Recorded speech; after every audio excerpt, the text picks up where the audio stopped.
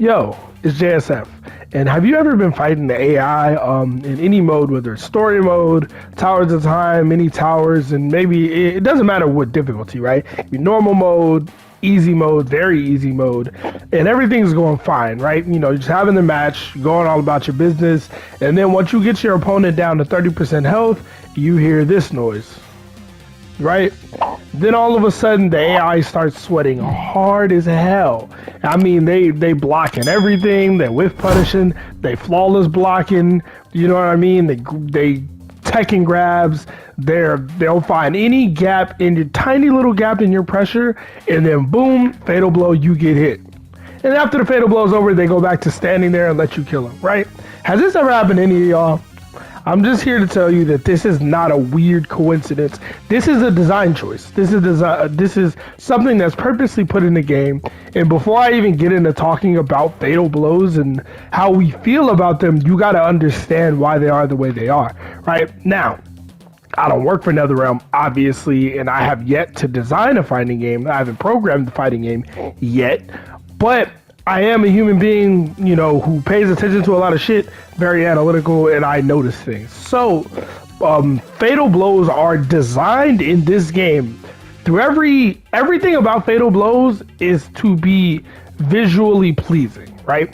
Fatal blows. Fatal blows are designed to be seen. They are designed to be used. They are all just another piece of the marketing of this game. There's a reason they look so cinematic. You know, they have the blood splatters and it looks cool. They are this game's version of supers, and every fighting game has super moves, right? But there's a reason for every design avenue that they went with, right? Like fatal blows, a lot of people disagree with fatal blows not being tied to meter or not being tied to any resource besides fatal blow, right? You know, in fighting games, usually you got to build up a meter to get your super. Once you use your super, it's gone. Or if you use your super, you don't have any meter, so now that's your penalty, etc. Fatal blows do not work like that, right? They are just, once you get to low health, your fatal blow is activated, you can use it. And if you whiff or it gets blocked, guess what? It goes on cooldown, then you can do it again. Why would you design a super like this, right? Well, because they want people to use their supers. If you look at NetherRealm games in the past, right, whether it's MK9, whether it's Injustice 1, MKX, Injustice 2, supers were almost never used in competitive play, ever, right? And there's a couple of character exceptions, like you could say Superman super in Injustice 1. It was a 2-frame full screen super, like, yeah, I think it was an overhead. Like, you know what I mean? It was busted as hell. Other than that, there are certain characters like that could combo off of their X-rays, right? So you might see those ones get used every now and then. But overall, for the most part, nobody ever used supers. So the cool cinematic thing that they worked so hard to put in the game, nobody ever used, right? It just never, ever got used. Fast forward to MK11, now they make sure that anybody who watches footage of this game anywhere, there's a good chance you're going to see a fatal blow, or you're at least gonna hear it be talked about. It's gonna pique your interest in the move. It's just another tool for marketing, basically. It just makes their game look better than what it really is. It's kind of like a smokescreen. It's like, no matter what, in competitive play, obviously now you have a reason to use your super. It doesn't cost you anything, and if you miss it, it'll probably come back. You know what I mean? Not to mention when, you know, day one, you got to remember going back to, because these were designed years ago, right? Going back to day one of this game, fatal blows had 6 seconds of cooldown, and they had way more pushback. They were way like harder to punish for the most part, right? So it was literally just designed so anybody watching or playing the game, you're gonna see a fatal blow. Anyone playing in the game, you're gonna use a fatal blow. Why wouldn't you use it? It's got armor, and then the balance to it was, well, you can't just spam it over and over. You gotta wait 6 or 9 seconds, and the armor starts on the 5th frame, not the 1st frame, right? So they never designed fatal blows to be a good defensive mechanic.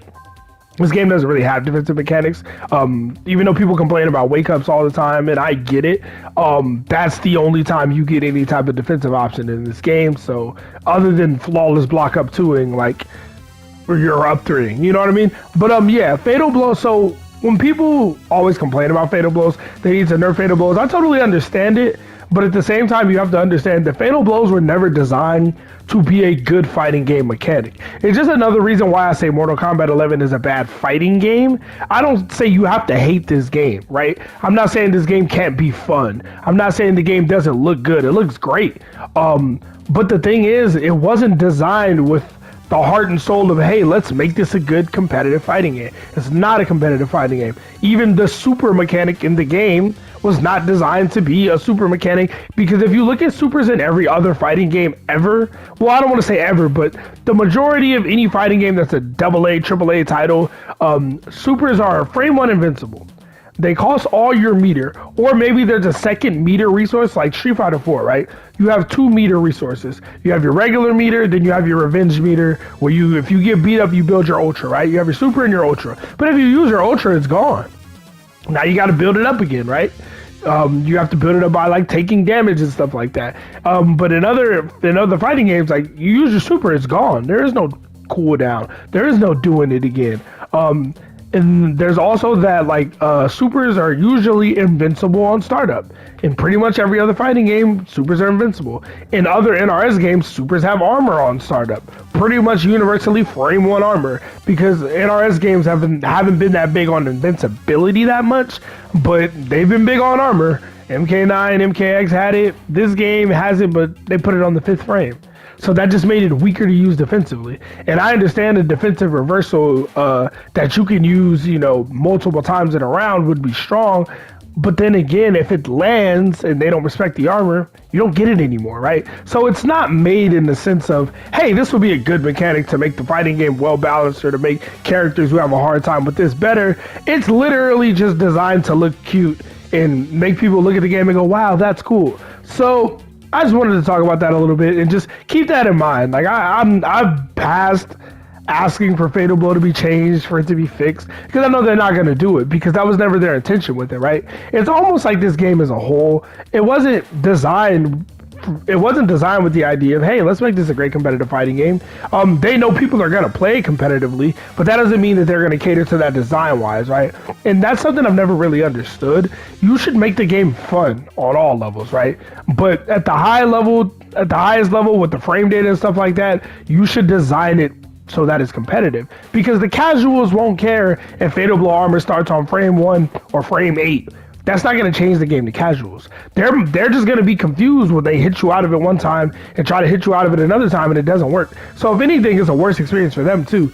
But anyway, I just wanted to talk about Fatal Blows for a little bit. I've always had a lot of this thought about Fatal Blows, and I've understood them to this level, but I don't know how many people how many other people do, or how many other people have looked at Fatal Blows and said, oh, that's why it's like that. Because it makes perfect sense to me. Like, I understand a lot of things, but they're still stupid things, right? Like, you shouldn't design your super mechanic to just be something flashy and that you're gonna have to see. It's cool to want players to use their super. Like Grand Blue Fantasy Versus takes a similar approach, right? Where super builds up, it builds up over time if you're attacking or if you're defending or getting hit, right? And if you have low health, you get access to a better version of your super. If you have high health, you get access to a weaker version of a super, but it's still a super, right? And the super is not tied to any resource. So there's never any reason not to use it. But that super don't come back. After you use that super, you use it. If you whiff it, if it lands, whatever, it's gone, right? So, and some characters don't have invincible reversal, so super is their only invincible reversal. Like, so some people don't like that style either, but at least it has some balance elements to it, right? Some characters who would be too strong with a DP, the only reversal they have that is like a DP is super, right? You know what I mean? So stuff like that. But Fatal Blow didn't have that much thought put into it. So anyway, if y'all enjoyed the video, please subscribe. It helps me out a ton. I'm still trying to get to 1,000 followers. If I do, I will upgrade the content. But hey, hope y'all enjoy. Y'all stay safe. JSF, I'm out. Peace.